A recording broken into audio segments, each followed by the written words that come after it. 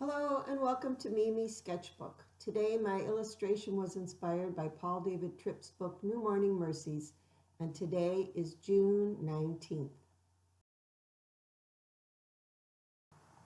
And this is a little pergola that I have in the back of my garden, and I designed this on a flight home from Paris after seeing Monet's garden in Giverny. It was an absolutely once-in-a-lifetime garden tour, and I was just thrilled with so many things.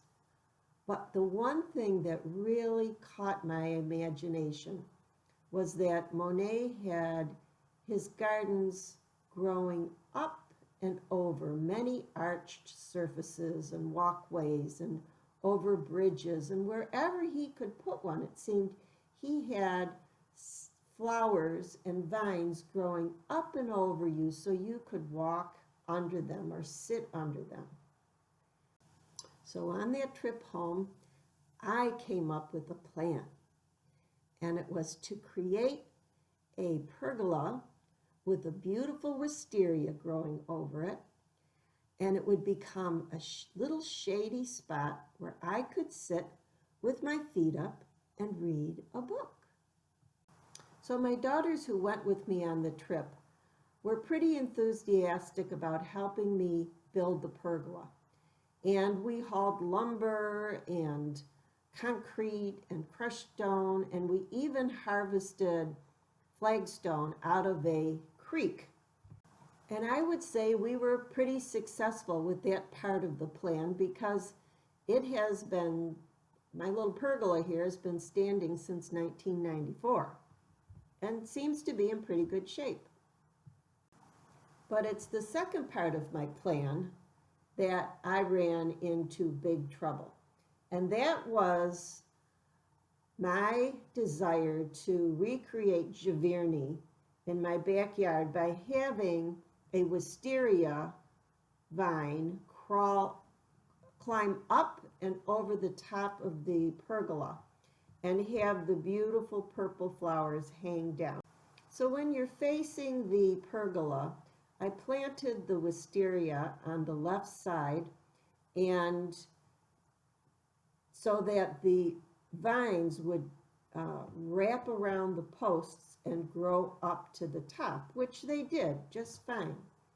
The problem came when they were supposed to travel across the top from left to right and cover the top of the pergola.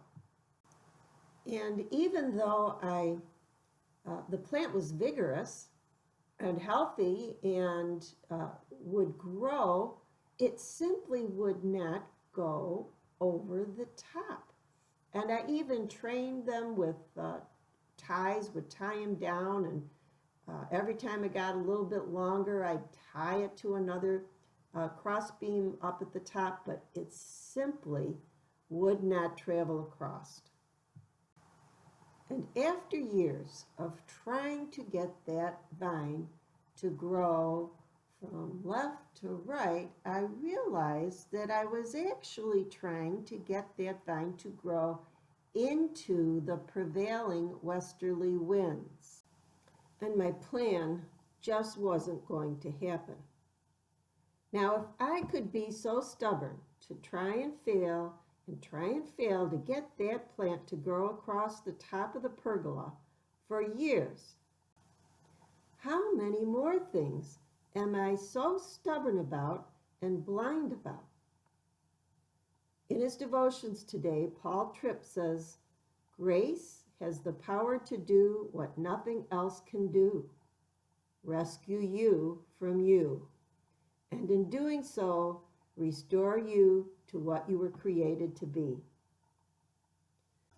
And for extra reading, he sends us to Jeremiah, where it gives an example of two trees.